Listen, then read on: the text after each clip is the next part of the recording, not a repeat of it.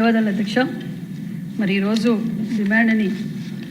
Demand చర్చించిన రామాంజనేయులు గారికి, అశోక్ గారికి, మాధవి గారికి, పాసార్థి గారికి ధన్యవాదాలు తెలియజేస్తూ, మరి బీసీల ఆత్మగౌరవం ఆకాశమంత ఎత్తున ఉండాలని, ఆత్మాభిమానం, ఉన్నత విద్య, రాజకీయ ప్రాతినిధ్యం, సంక్షేమం మరియు అభివృద్ధి ఇలా అన్ని రంగాల్లోనూ వెనుకబడిన వర్గాలు అగ్రగామిగా నిలవాలని కోరుకున్న మొట్టమొదటి వ్యక్తి అన్న నందమూరి తారక రామారావు గారు అధ్యక్ష. మరి అన్న నందమూరి తారక రామారావు గారు పునాదులు వేస్తే మరి మన విజనరీ లీడర్, అపర భగీరథుడు, పరిశ్రమల సృష్టికర్త, బీసీల పక్షపాతి మాన్య శ్రీ ముఖ్యమంత్రి చంద్రబాబు నాయుడు గారు ఆ పునాదుల పైన అభివృద్ధి అనే గోపురాన్ని కట్టారన్న విషయాన్ని కూడా మీకు తెలియజేస్తూ, మరి అంతేకాకుండా అన్న ఎన్టీఆర్ గారి ఆశయాలని కొనసాగిస్తూ మరి నిరంతరం అన్న తెలుగుదేశం పార్టీ స్థాపించినప్పటి నుంచి బీసీలు అప్పటికి ఇప్పటికీ ఎప్పటికీ మరి బీసీలు తెలుగుదేశం పార్టీనే అని గర్వంగా చెప్పుకునేలా ఈరోజు ఈ స్థాయిలో ఉన్నాము అంటే అది చంద్రబాబు నాయుడు గారి దూరదృష్టి అనే విషయం కూడా మీకు తెలియజేస్తూ, నిరంతరం చంద్రబాబు నాయుడు గారు బీసీలే శ్వాస, వారి సంక్షేమమే దేశ, వారి అభివృద్ధి ఆశ, ఇదే మన చంద్రబాబు నాయుడు గారి అభిలాషాన్ని మరొక్కసారి నిరూపించిన ఏకైక వ్యక్తి మన ముఖ్యమంత్రి చంద్రబాబు నాయుడు గారు అనే విషయం తెలియజేస్తూ, బీసీలు అంటే కేవలం బ్యాక్వర్డ్ క్లాసెస్ కాదు, బీసీలు అంటే ఈ రాష్ట్ర ప్రగతికి అసలు సిసలైన బ్యాక్ బోన్ క్లాసెస్ అని నిరూపించిన వ్యక్తి విజనరీ నాయకుడు మాన్య శ్రీ ముఖ్యమంత్రి చంద్రబాబు నాయుడు గారు అధ్యక్ష. మరి ఈరోజు నిజంగా బడ్జెట్ కేటాయింపులు చూస్తుంటే చాలా గర్వంగా ఉంది అధ్యక్ష. ఒక బీసీ మంత్రిగా, ఒక బీసీ బిడ్డగా ఈరోజు బడ్జెట్లో సింహభాగం బీసీలకే కేటాయించారన్న విషయం కూడా మీకు అందరికీ తెలియజేస్తూ, 3,23,205 కోట్లు అయితే అందులో సింహభాగం అంటే ఏమనగా 51,021 కోట్ల రూపాయలు బీసీల సంక్షేమం కోసం కేటాయించిన ఘనత మరి ముఖ్యమంత్రి గారు, కూటమి ప్రభుత్వం అన్న విషయం కూడా మీకు తెలియజేస్తున్నాం అధ్యక్ష. మరి తెలుగు రాష్ట్రాల్లో బీసీ బిడ్డలందరూ అప్పటికి ఇప్పటికీ ఎప్పటికీ ఎన్టీఆర్ గారిని, నారా చంద్రబాబు నాయుడు గారు రెండు కళ్ళలా భావిస్తారన్న విషయం కూడా మీకు తెలియజేస్తున్నాం అధ్యక్ష. మరి ఈ 2047 విజన్ అందుకోవాలంటే మరి బీసీలు బ్యాక్ బోన్గా తయారు కావాలి. మరి బ్యాక్ బోన్గా తయారు కావాలంటే ప్రతి ఇంటి నుంచి ప్రతి ఒక్కరూ మరి ఎంటర్ప్రైనర్గా, వన్ ఫ్యామిలీ వన్ ఎంటర్ప్రైనర్గా తయారు చేయాలనేది దశలోనే మన కూటమి ప్రభుత్వం ప్రయాణిస్తుందన్న విషయం కూడా తెలియజేసుకుంటూ, మరి గత ప్రభుత్వం ఏ విధంగా బీసీల పైన ప్రవర్తించిందో మనం చూసాం అధ్యక్ష. ఫస్ట్ ఇస్తే కేసులు పెట్టడం, మరి పెద్ద పెద్ద బీసీ నాయకులపైన ప్రతిపక్షంలో ఉన్నప్పుడు మీరందరూ బీసీ నాయకులందరం పైన కేసులు పెట్టడం, మరి బీసీ బిడ్డలపైన అన్యాయంగా పెట్రోల్ పోసి అంటించడం, మరి కేసులు పెట్టడం, రపరపా నరకటం కూడా మనం చూసాం అధ్యక్ష. మరి ఈరోజు బీసీలపై అభివృద్ధి ధ్యేయంగా పనిచేస్తోందని కూటమి ప్రభుత్వం తెలియజేస్తూ, మరి ఈ 20 నెలల్లో కూటమి ప్రభుత్వం అభివృద్ధి ధ్యేయంగా, బీసీల సంక్షేమమే ధ్యేయంగా పనిచేస్తున్న ప్రభుత్వం కూటమి ప్రభుత్వం అని తెలియజేస్తూ, మరి ఒక పక్క జిఎస్టీ రిఫార్మ్స్ తీసుకురావడం వల్ల ఎక్కువగా లబ్ధి పొందినది బీసీలు అనే విషయం తెలియజేస్తూ, ఒక పక్క జేజేఎం కావచ్చు, అమృత్ 2 కావచ్చు, ఎన్ఆర్జీఎస్ ద్వారా కావచ్చు, అంతేకాకుండా మనం మేనిఫెస్టోలో పేర్కొన్న విధంగా స్వర్ణకారుల కార్పొరేషన్, ప్రత్యేక కార్పొరేషన్ ఏర్పాటు కూడా చేయడం కూడా జరిగింది అధ్యక్ష. గీత కార్మికులు, మధ్య దుకాణాల్లో 10% రిజర్వేషన్లు అమలు చేయటం, నావీ బ్రాహ్మణులకు సెలూన్లో ఉచిత విద్యుత్ సరఫరా, మరి యూనిట్లు 200 యూనిట్లకు పెంపు, మరి మత్స్యకారులకు వేట నిషేధ కాలంలో మత్స్యకారులకు 10,000 నుంచి 20,000 రూపాయల ఆర్థిక సహాయం, మరి దేవాలయాల్లో నావీ బ్రాహ్మణులకు గౌరవ వేతం 20,000 నుంచి 25,000 పెంచాం. ఈ ఏడాది ఏప్రిల్ 1వ తారీఖు నుంచి రైతాంగం తర్వాత ఎక్కువగా ఆధారపడి ఉండే చేనేత కార్మికులు గుర్తించిన ప్రభుత్వం మన కూటమి ప్రభుత్వం అని కూడా తెలియజేస్తూ, మరి చేనేత కార్మికులకు 200 యూనిట్లు, అదేవిధంగా మరమగ్గాలకు 500 యూనిట్లు ఉచితంగా కరెంటు కూడా మనము ఉచితంగా అందజేయబోతున్నాం అన్న విషయం కూడా తెలియజేస్తూ, మరి ఇందాక అడిగినట్లు బీసీల రక్షణ చట్టం గురించి కూడా పెద్దలు అడిగారు అధ్యక్ష. మరి మన యువగల నేత నారా లోకేష్ బాబు గారు పాదయాత్రలో బీసీలు పడుతున్న కష్టాలు గుర్తించి బీసీల రక్షణ చట్టం గురించి కూడా మనం మేనిఫెస్టోలో కూడా పెట్టాం అధ్యక్ష. మరి ఈ విధంగా మరి గ్రూప్ ఆఫ్ మినిస్టర్స్ ముఖ్యమంత్రి గారితో కూడా చర్చించి బీసీ కమిషన్కి మరియు లా డిపార్ట్మెంట్ ద్వారా ముసాయిదా బిల్లు కూడా డ్రాఫ్ట్ చేసి ధృవీకరించాం అధ్యక్ష. మరి అడ్వకేట్ జనరల్ సూచనల ప్రకారం జాతీయ వెనుకబడిన తరగతుల కమిషన్ ఎన్సీబీసీ అభిప్రాయం కోసం పంపవలసి ఉందన్న విషయం కూడా తెలియజేస్తున్నాం అధ్యక్ష.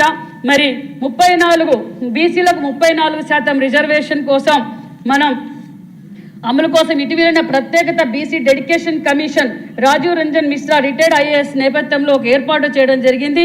ఈ కమిషన్ ద్వారా 45 రోజుల్లో రిపోర్ట్ రావాలని కోరుకోవడం కూడా జరిగిందన్న విషయం కూడా మీకు తెలియజేస్తున్నాం అధ్యక్ష. మరి శాసనసభల్లో బీసీలకు 33% రిజర్వేషన్ కోసం 33 రిజర్వేషన్ల కోసం రాష్ట్ర శాసనసభ తీర్మానం ఆమోదించి కేంద్రానికి పంపించామన్న విషయం కూడా మీకు తెలియజేస్తున్నాం అధ్యక్ష. మరి అంతేకాకుండా మరి బీసీలకు చెప్పని ఎన్నో పథకాలు మనం అమలుపరిచాం అధ్యక్ష. మరి ఇంత కష్టకాలాల్లో కూడా బీసీలను గుర్తించి మరి బీసీలకు అందరికీ మరి సూర్యగర్ పథకం కింద కూడా ఏదైతే కేంద్రం నుంచి వస్తున్న సబ్సిడీ ఎస్సీ ఎస్టీలకు మాత్రమే ఉంది. మరి బీసీలకు కూడా 20,000 రూపాయలు అదనంగా సబ్సిడీ ఇచ్చిన ఘనత కూటమి ప్రభుత్వం మాన్యశ్రీ ముఖ్యమంత్రి చంద్రబాబు నాయుడు గారు అన్న విషయాన్ని కూడా మీకు తెలియజేస్తున్నాను అధ్యక్ష. మరి అంతేకాకుండా మరి ఎందుకంటే బీసీలు అన్ని రంగాల్లోనూ ముందుండాలి, వారికి ఒక శక్తివంతమైన ఆయుధం కావాలని గ్రహించిన వ్యక్తి అన్న నందమూరి తారక రామారావు గారు అధ్యక్ష. మరి అన్న నందమూరి తారక రామారావు గారు బీసీ బిడ్డలు కూడా చదువుకుంటానే అన్ని రంగాల్లోనూ ముందుకు పోగలరని తెలిసి మరి గురుకుల పాఠశాలలు ఏర్పాటు చేసిందే అన్న నందమూరి తారక రామారావు గారు అన్న విషయాన్ని మరొక్కసారి గుర్తు చేస్తున్నాను అధ్యక్ష. మరి ఈ గురుకుల పాఠశాలల్లో మనం రాష్ట్రం విడిపోయినప్పుడు 32 గురుకుల పాఠశాలలు మాత్రమే ఉన్నాయి అధ్యక్ష. సభ్యులందరూ తెలుసుకోవాలి అధ్యక్ష. ఎందుకంటే బీసీ బిడ్డలు చదువుకునేకి 32 గురుకుల పాఠశాల కొత్త రాష్ట్రం ఏర్పడినప్పుడు చాలా ఇబ్బందిగా ఉండేది అధ్యక్ష. మరి బీసీలు ఎక్కువగా ఉన్న రాయలసీమలోను ఉత్తరాంధ్రలో ఎక్కువగా ఉన్నారు కాబట్టి మరి ఈ విషయం గ్రహించి, ఎందుకంటే విజన్ తెలిసిన వ్యక్తి 2020-2047 అని ఏదైతే విజన్ ఉన్న వ్యక్తి చంద్రబాబు నాయుడు గారు మరి మనం అధికారంలోకి వచ్చినాక 14-19లో 32 ఉన్న గురుకుల పాఠశాలలని 106 గురుకుల పాఠశాలగా మార్చిన వ్యక్తి తెలుగుదేశం పార్టీ ముఖ్యమంత్రి చంద్రబాబు నాయుడు గారు అనే విషయాన్ని మీకు తెలియజేస్తున్నాం అధ్యక్ష.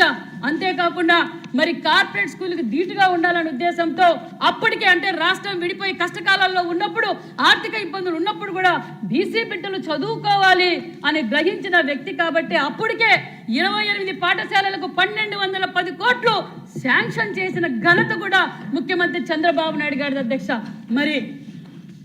మరి ప్రభుత్వం నా బీసీలు అని చెప్పి ఓటేయించుకొని ఓట్ బ్యాంకుగా మార్చుకున్న తర్వాత బీసీ పైన దాడులు చేయడం చూసాం. కనీసం బీసీ బిడ్డలు చదువుతున్న గురుకుల పాఠశాలలను కూడా గాలి కొదిలేశారన్న విషయాన్ని కూడా మరొక్కసారి మీకు తెలియజేస్తున్నాను అధ్యక్ష. మరి 32 మనం రాష్ట్రం విడిపోయినాక వచ్చాయి అధ్యక్ష. 75 మనం తీసుకొచ్చాం అధ్యక్ష. ఇప్పుడు ఉన్నది మొత్తం మళ్ళీ మనం అధికారంలోకి రాగానే రాయలసీమలో చాలా డిమాండ్ ఉందని ముఖ్యమంత్రి గారి దృష్టికి తీసుకువెళ్ళగానే మరి చిత్తూరు జిల్లాకు ఒకటి, సత్యసాయి జిల్లాకు ఒకటి గురుకుల పాఠశాలలు శాంక్షన్ చేసి మొత్తం 109 గురుకుల పాఠశాలలు ఈరోజు తెలుగుదేశం కూటమి ప్రభుత్వంలోనే వచ్చాయన్న విషయం కూడా మరొక్కసారి మీకు తెలియజేస్తున్నాను అధ్యక్ష. మరి తప్పదు అధ్యక్ష, ఇది బీసీ వెల్ఫేర్ డిపార్ట్మెంట్ కొద్ది పెద్దది అధ్యక్ష, మీరు సమయం ఇవ్వాలి అధ్యక్ష.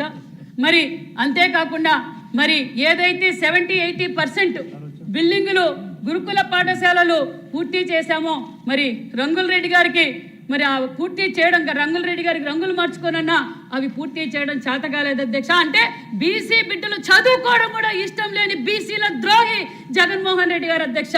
మరి ఏదైతే మళ్ళీ మనం అధికారంలోకి రాగానే ముఖ్యమంత్రి గారి దృష్టికి తీసుకెళ్లగానే మరి 6 గురుకుల పాఠశాలలకు కూడా 60 కోట్ల రూపాయల నిధులు కేటాయించడం, మరి ఏదైతే బడిగిన వర్గాల డైటు బిల్లు కూడా చెల్లించకుండా వెళ్ళిపోయారు అధ్యక్ష.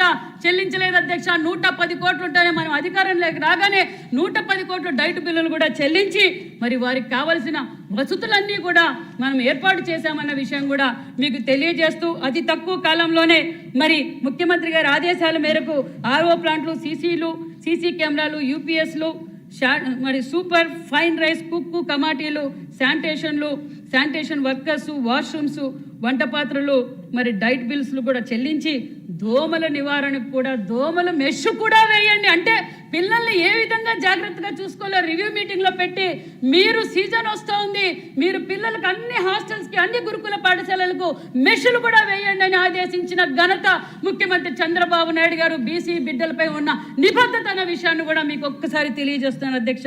అంతేకాకుండా అధ్యక్ష, మరి మహిళా పక్షపాతి మన ముఖ్యమంత్రి చంద్రబాబు నాయుడు గారు అధ్యక్ష.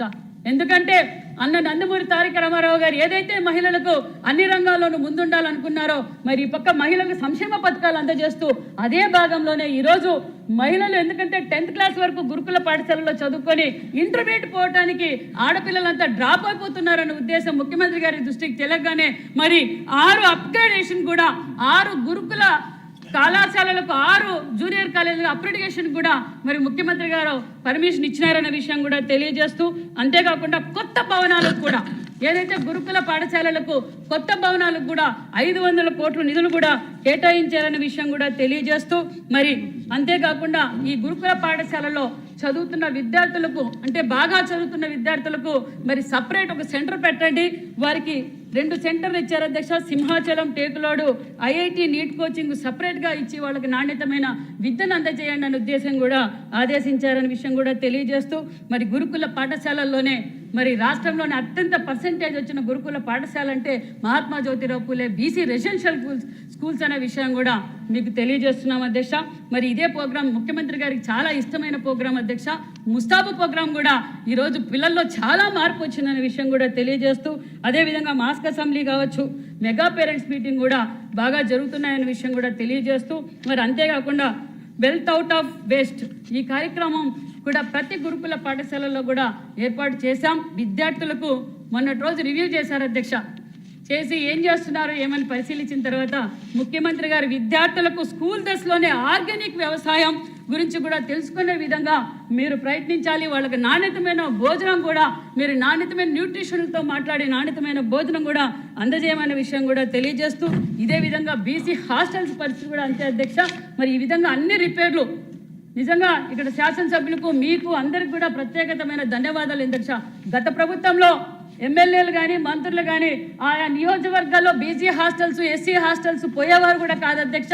మన శాసనసభ్యులు చాలామంది మరి బీసీ హాస్టల్స్కి వెళ్ళి వారి సొంత నిధులతో కూడా మరి ఖర్చు పెట్టి రిపేర్లు కూడా చేయించడం, మరి ముఖ్యమంత్రి గారు కూడా బీసీ హాస్టల్స్కు రిపేర్లకు కూడా డబ్బులు కేటాయించడం నిజంగా చాలా గర్వంగా ఉంది. ప్రతి బీసీ హాస్టల్లో కూడా నాణ్యతమైన భోజనం, నాణ్యతమైన విద్య, మరి మెడికల్ ఫెసిలిటీస్ కూడా ఎప్పటికప్పుడు పరిశీలిస్తూ వారి అభివృద్ధి ధ్యేయంగా కూడా మేము పనిచేస్తున్నామనే విషయాన్ని కూడా మీకు తెలియజేస్తున్నాం అధ్యక్ష.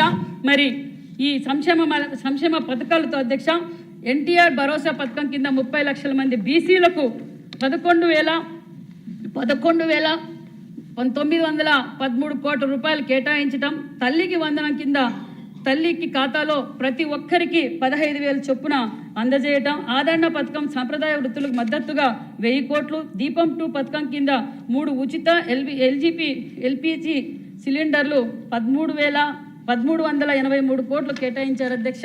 నావీ బ్రాహ్మణులకు మరి సెలూన్లకు ఉచిత విద్యుత్తుకు 50 కోట్లు, నేతన్నలకు మరి 150 కోట్లు, ఆటో డ్రైవర్లకు 250 కోట్లు, మరి నేతన్నలకు ముడి సరుకులు కొనుగోలుకు మరియు మగ్గాల మరమ్మతుల సమయానికి వారికి సహాయానికి 226 కోట్లు, నేతన్న భరోసా పథకం కోసం 250 కోట్లు అందించగా, మరి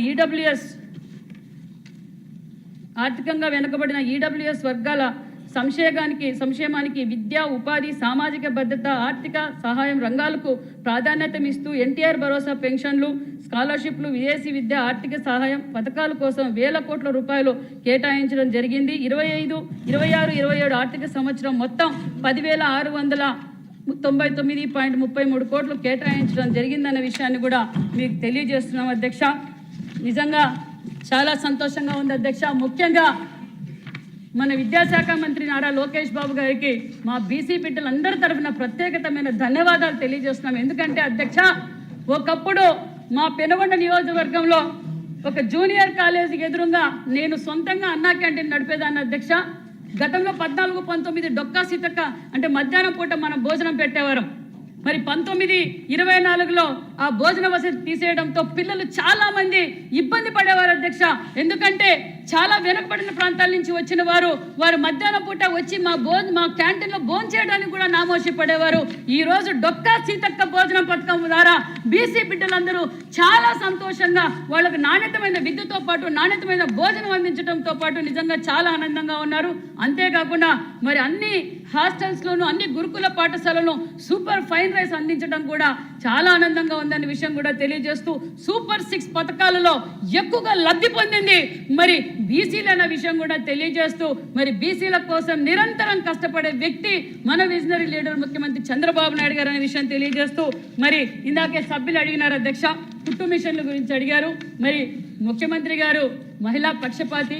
మరి ఎందుకంటే డాక్రా తీసుకొచ్చింది చంద్రబాబు నాయుడు గారు, ఈరోజు దీపం 2 తీసుకొచ్చింది చంద్రబాబు నాయుడు గారు, స్త్రీశక్తి పథకాన్ని అమలుపరిచింది మన చంద్రబాబు నాయుడు గారు. మరి మహిళలు కూడా ప్రతి ఒక్కరూ వాళ్ళ కాళ్ళ మీద వాళ్ళు నిలబడాలని గొప్ప సంకల్పంతో మరి ట్రైనింగ్ ఇచ్చాం. ఖచ్చితంగా వారికి ఒక సర్టిఫికేట్ రూపంగా ఇచ్చి కుట్టు మిషన్ల పంపిణీ కూడా దగ్గరలో అమలు పరుస్తున్నామన్న విషయాన్ని కూడా తెలియజేస్తూ అదేవిధంగా మరి ఆదరణ పథకానికి కూడా ముఖ్యమంత్రి గారు 1000 కోట్ల రూపాయల నిధులు కేటాయించడం నిజంగా ఇది బీసీల పైన ఉన్న చిత్తశుద్ధి అన్న విషయాన్ని కూడా మరొక్కసారి మీకు తెలియజేస్తూ మరి ప్రైవేట్ నాలెడ్జ్ పార్ట్నర్ని కూడా తీసుకొని దగ్గరలోనే మరి కార్పొరేషన్ చైర్మన్లతోనూ కులవృత్తులు పెద్దలతోనూ అందరితోనూ చర్చించాం అధ్యక్ష.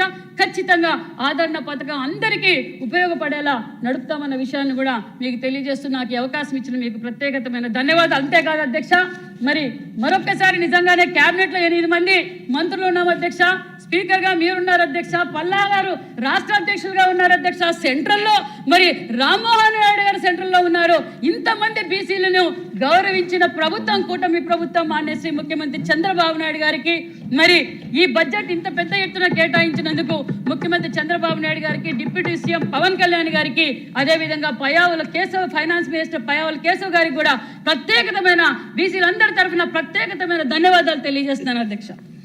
ఓకే, ఫరూక్ గారు న్యాయశాఖ మంత్రి గారు.